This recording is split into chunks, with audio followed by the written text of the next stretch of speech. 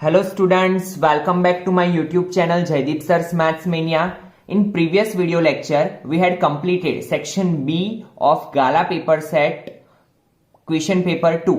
Today, I will discuss about section C solutions. जैसे कि आप सबको पता है स्टूडेंट्स, सेक्शन सी में आपको 9 क्वेश्चंस दिए होंगे, उसमें से आपको 6 क्वेश्चंस अटेम्प्ट करने हैं और each of 3 marks.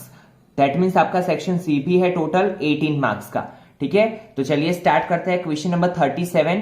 It is from chapter 2. क्या बताया हमें? Verify that 1, 3, 4 are the zeros of the cubic polynomial p of x and then verify the relationship between the zeros and coefficient. तो सबसे पहले यहाँ पे ये हमें बताया है कि क्यूबिक पोलिनोमियल, और हमें क्या वेरीफाई करना है कि ये पोलिनोमियल के जीरो है. तो वो वेरीफाई कैसे किया जाता है स्टूडेंट्स? तो यहाँ पे हमें जो वैल्यूज दी हुई है 1, 3 एंड 4 वो हम यहाँ पे x की जगह पे रखेंगे.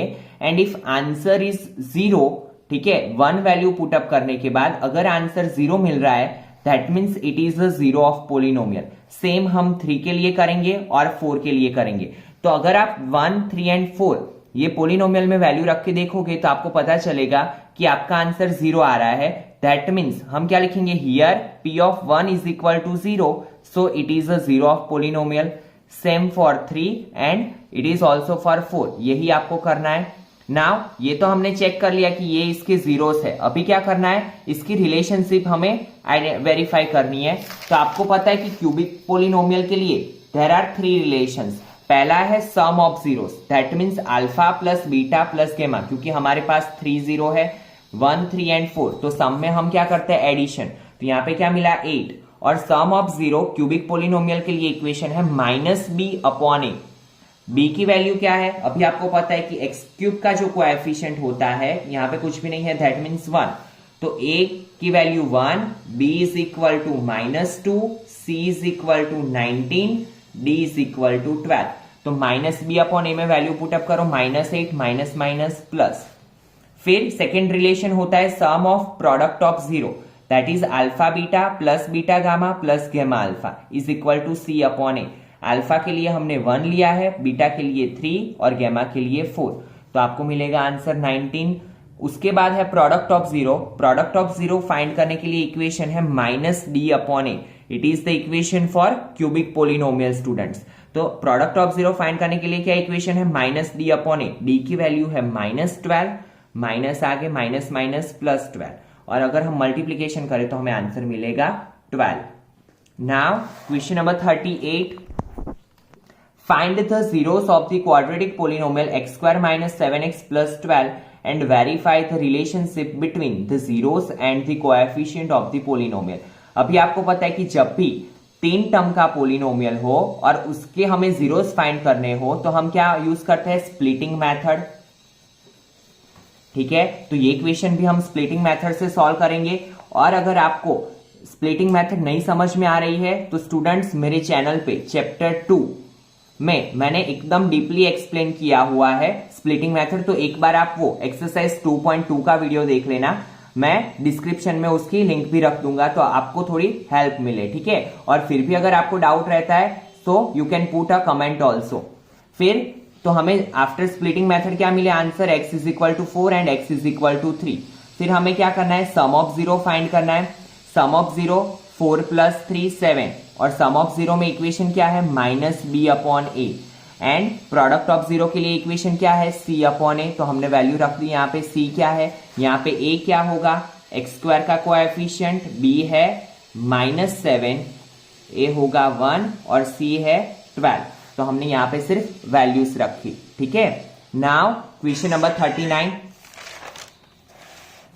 Solve the pair of linear equation x + y = 14, x - y = 4 by the method of substitution. गलती से मैंने पहले एलिमिनेशन यूज कर लिया था.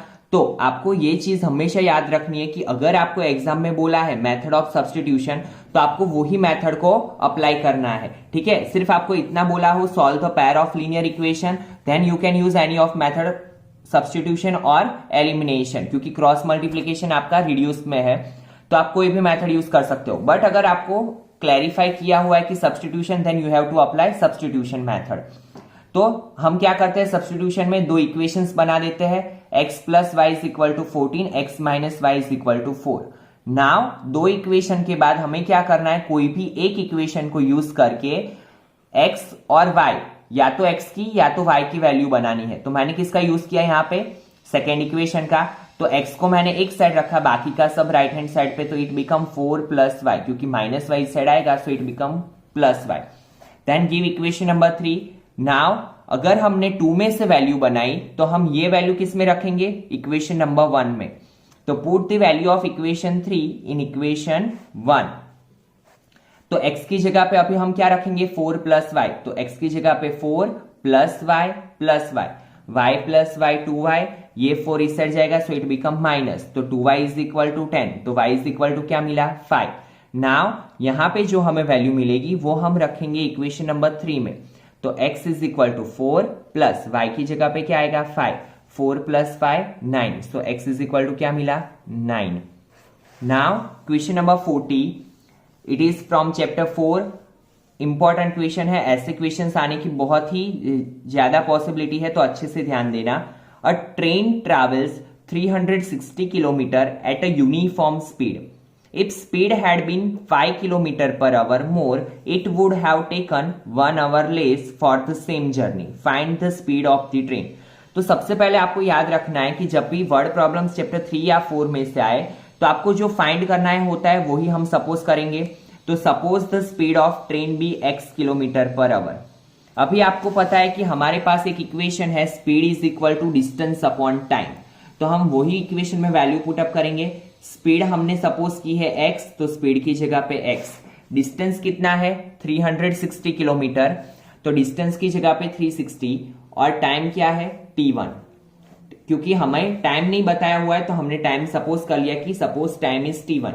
नाउ t1 डिवीजन में से मल्टीप्लीकेशन में, x मल्टीप्लीकेशन में से डिवीजन में, तो t1 इज इक्वल टू क्या होगा, 360 अपॉन x। नाउ क्या बोला है, if speed had been 5 kilometre per hour more. अगर हम स्पीड को इंक्रीज कर रहे हैं कितना, 5 किलोमीटर पर आवर, तो हमारी स्पीड, न्यू स्पीड क्या बनेगी, x प्लस 5 ऑब्वियसली है।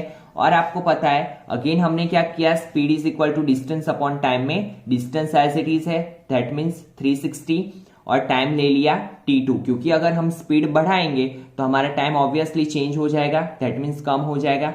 तो यहाँ पे t2 क्या बना, t2 is equal to 360 upon x plus 5। Now हमें बोला है कि अगर हम speed 5 kilometre per hour increase कर रहे हैं तो हमें सेम जर्नी कंप्लीट करने में कितना टाइम कम लग रहा है, 1 our less. That means t2 क्या है, इंक्रीज स्पीड वाला, तो t2 को टाइम कम लगेगा किससे, t1 से, कितना, 1 आवर। ये हमें क्वेश्चन में दिया हुआ है ऑलरेडी। तो t2 is equal to t1 minus 1। Now value रख दो, 360 upon x plus 5 is equal to 360 upon x minus 1। इसे इस साइड ले लो, so it become minus. Now यहां पे क्या होगा, cross multiplication, 360 into x plus 5 minus 360x upon x into x plus 5। After simplification आपको एक क्वाड्रेटिक इक्वेशन मिलेगा, x square plus 5x minus 1800। Again यहां पे मैंने क्या किया, स्प्लिटिंग मेथड, क्योंकि 1, 2 and 3 terms are there, 3 term का पोलिनोमियल हो तो हम क्या करेंगे, स्प्लिटिंग मेथड ही अप्लाई करेंगे। बट ये आपको टफ भी पड़ सकता है, तो आप क्या करना, 1800 के फैक्टराइज कर लेना, और ऐसी आपको पैर बनानी है कि जिससे आपका एडिशन या सब्ट्रैक्शन कितना हो, 5x। तो मुझे दो फैक्टर्स मिले 45 एंड 40, कि जिसका मल्टीप्लीकेशन 1800 होगा एंड एडिशन या सब्ट्रैक्शन कितना होगा, 5x। तो मैंने ले लिया। तो आफ्टर सिंप्लीफिकेशन x की दो वैल्यूज मिली, -45 एंड 40। बट सबको पता है कि स्पीड कभी माइनस में नहीं होती, सो इट इज नॉट पॉसिबल। तो स्पीड ऑफ ट्रेन क्या होगी, 40 किलोमीटर पर आवर। ठीक है। Now question number 41, that is from chapter 7। Find the ratio in which the line segment joining a of 1 minus 5 and b of minus 4 5 is divided by the x axis. Also find the coordinates of the point. तो सबसे पहले मैंने एक line segment draw कर लिया A and B. जब भी coordinate geometry की क्वेश्चन आए तो ट्राई टू ड्रॉ फिगर से आपको क्वेश्चन इजीली समझ में आ जाएगा। तो ए की जगह पे मैंने रखा 1 minus 5, बी के पॉइंट से -4 5। अभी क्या बोला है कि पॉइंट कहां पे लाई कर रहा है, एक्स एक्सिस पे, और इसके पहले भी मैंने आपको बताया हुआ है कि अगर पॉइंट एक्स एक्सिस पे है तो उसका वाई कोऑर्डिनेट क्या होगा, 0। तो दैट मीन्स हमने पॉइंट सपोज कर लिया कि suppose point P of x0 divides line segment AB in ratio m ratio n, ठीक है। नाउ सेक्शन फॉर्मूला अप्लाई करेंगे तो P of xy is equal to mx2 plus nx1 upon m plus n, my2 plus ny1 upon m plus n। यहां पे पहले से ही name दे दो, x1 y1 x2 y2। Value put up करो तो P के कोऑर्डिनेट्स क्या सपोज किया हमने, x एंड 0, m की जगह पे m एंड n फाइंड करना है तो m n को एज इट इज रख लिया, x1 x2 की वैल्यू, y1 y2 की वैल्यू रख दो। नाउ आपको पता है it is x coordinate, it is y, तो x की कंपैरिजन x के साथ, y की कंपैरिजन y के साथ, तो -4m plus n upon m plus n is equal to x, 5m minus 5n upon m plus n is equal to 0। Now ये गया डिनोमिनेटर में से न्यूमेरेटर में, सो इट बिकम 0, तो 5m minus 5n is equal to 0, तो m upon n is equal to 5 upon 5, m ratio n is equal to 1 ratio 1। तो m और n की वैल्यू क्या मिली हमें, 1 एंड 1। ये वैल्यू को हमने यहां पे रखा तो -4 1 प्लस 1, 4 1 जा 4, मिला -3/2, तो x की वैल्यू भी मिल गई। तो पॉइंट कौन सा मिला, P -3/2 0 divides line segment AB in ratio 1 ratio 1. Now question number 42. Find the coordinates of point which divides the line segment joining point A of 2 5 and B of 9 19 in the ratio 4 ratio 3. हमें क्या करना है, point find करना है, कौन से ratio में divide किया हुआ है, रेशियो हमें ऑलरेडी पता है 4 ratio 3। तो अभी हमने मान लिया suppose point P of xy divides line segment AB from A in ratio 4 ratio 3। तो अभी ये क्या हुआ हमारा m, ये हुआ n, x1 y1 x2 y2, you have to just put value in equation, ठीक है, और आपको आंसर मिलेगा 6 एंड 13। तो कोऑर्डिनेट्स क्या मिले, 6 and 13। Now question number 43, that is from chapter 12, a cord of a circle of radius 10 centimetre.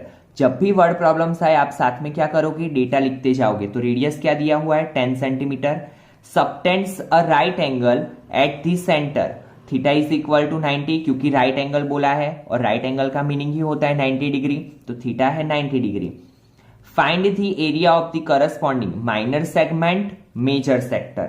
अभी आपको याद रखना है स्टूडेंट, कुछ भी पूछे आपको, माइनर सेक्टर पूछे, मेजर सेक्टर पूछे, आपको माइनर सेक्टर तो फाइंड करना ही करना है। तो माइनर सेक्टर का इक्वेशन तो आपको याद रखना ही रखना है, क्योंकि आपने इतना फाइंड कर लिया तो भी आपको 1 मार्क मिल जाएगा। तो एरिया ऑफ माइनर सेक्टर का इक्वेशन क्या है, pi r square theta upon 360, radius is 10, theta is 90। फिर आपको पता है कि माइनर सेगमेंट अगर फाइंड करना हो तो माइनर सेगमेंट ये वाला पार्ट होता है, तो हमें क्या करना पड़ेगा, माइनर सेक्टर ये होता है, माइनर सेक्टर में से एरिया ऑफ ट्राइंगल को सबट्रैक्ट करना पड़ेगा, और यहां पे कौन सा ट्राइंगल है, राइट एंगल, तो हम कौन सा इक्वेशन अप्लाई करेंगे, area of right angle triangle 1/2 base multiply height. और याद रखना है जो रेडियस होती है वो ही हमारा बेस एंड हाइट होता है, क्योंकि 90 डिग्री यहां पे ही बन रहा है। तो हमें एरिया ऑफ ट्राइंगल क्या मिला, 50 सेंटीमीटर स्क्वायर। उसके बाद area of major sector find करना हो, ठीक है, एरिया ऑफ मेजर सेक्टर, ये माइनर सेक्टर है तो ये होगा मेजर सेक्टर। तो हमें क्या करना पड़ेगा, एरिया ऑफ सर्कल में से माइनर सेक्टर को सबट्रैक्ट करना पड़ेगा। तो एरिया ऑफ सर्कल भी फाइंड कर लो, that is 314। Now put the value in equation, तो area of minor segment is equal to, equation है area of minor sector minus area of triangle. Minor sector क्या मिला था, 78.5 minus 50, that is 28.5, and area of major sector, तो area of circle minus area of minor sector, that is 235.5 centimetre square. Now question number 44, the difference of areas of 2 concentric circle is 770 centimetre square. तो हमें क्या दिया है, difference साथ में लिखते जाओ पहले, difference of areas of 2 concentric circle. तो सबसे पहले कॉन्सेंट्रिक सर्कल वर्ड सुनते ही हमारे माइंड में क्या आना चाहिए कि 2 circles with different radius but centre is same, एक ही सेंटर हो बट रेडियस क्या हो अलग अलग, उसे क्या बोलेंगे हम, कॉन्सेंट्रिक सर्कल। तो हमें डिफरेंस दिया है, डिफरेंस मीन्स होता है सब्ट्रैक्शन, तो πr2 square minus πr1 square is equal to 770, क्योंकि हमें एरिया ऑफ सर्कल बोला है तो एरिया ऑफ सर्कल का इक्वेशन ही है πr2 माइनस πr1 स्क्वायर। दोनों में से पाई कॉमन निकला, अंदर बचा r2 square minus r1 square, and ये तो आइडेंटिटी है a minus b into a plus b. फिर देखो the difference of the radii, difference mean subtraction, दोनों की रेडियस का डिफरेंस क्या दिया हुआ है हमें, 7 सेंटीमीटर। तो difference of the radii is 7 centimetre. तो यहाँ पे वैल्यू पुटअप करो, 22/7 multiply 7 into r1 plus r2 is equal to 770। Now after simplification आपको क्या मिलेगा, r1 plus r2 is equal to 35। Give equation number 1। Now एक इक्वेशन ये है और एक तो हमारे पास ऑलरेडी था, क्या, r2 माइनस r1, क्योंकि रेडियस हमने क्या लिया है, r2 क्या लिया है हमने, ये वाला r2 ये है, r1 ये है, तो बिगर रेडियस में से स्मॉलर रेडियस को सब्ट्रैक्ट करना है। तो r2 minus r1 is equal to 7, that already we have given in question. And एक इक्वेशन बना r1 plus r2, apply elimination method, तो r2 की वैल्यू मिली 21 और r2 की वैल्यू हम किस में रखेंगे, कोई भी इक्वेशन में रख सकते हो, मैंने रखी है इक्वेशन 1 में, तो r1 मिला 14 सेंटीमीटर। फिर लास्ट में आप ऐसे स्टेटमेंट फॉर्म में भी आंसर लिखोगे, ठीक है, ताकि आपके एक भी मार्क्स कटे नहीं। Now last question of section C, one card is drawn randomly from a well shuffled deck of 52 cards, find the probability for that drawn card being a king और क्वीन। तो सबसे पहले आपको पता है कि प्रोबेबिलिटी का क्वेश्चन आए तो हम टोटल नंबर लिख लेते हैं, तो total number of cards are 52। पहली इवेंट क्या फाइंड करनी है, अ किंग और क्वीन, किंग भी हो तो चले, क्वीन भी हो तो चले। तो आपको पता है कि 52 कार्ड्स में 4 किंग होते हैं, 4 क्वीन होती है, तो कितने होंगे 8, तो ऊपर 8 अपॉन नीचे 52, तो आंसर आया 2/13। फिर क्या पूछा है, probability of card drawn being an S of red shoot, red shoot का एस, तो रेड शूट कितने होते हैं, 2 होते हैं, ठीक है, हार्ट का होता है एंड डायमंड का होता है, तो एक या तो हार्ट का किंग हो सकता है या तो डायमंड का किंग, दैट मीन्स 2/52, तो आंसर आया 1/26। एंड लास्ट इवेंट है probability of card drawn being not a face card, तो आपको पता है फेस कार्ड कितने होते हैं, 12, 52 में 12 फेस कार्ड होते हैं, तो बाकी कितने बचे, 40 कार्ड्स जो कि फेस कार्ड नहीं है, तो ऊपर लिखना है 40, नीचे लिखना है 52, और आफ्टर सिंप्लीफिकेशन आंसर मिला 10/13। तो स्टूडेंट्स आज के वीडियो लेक्चर में इतना रखते हैं। In next video lecture I will give you a solution of section D question paper 2।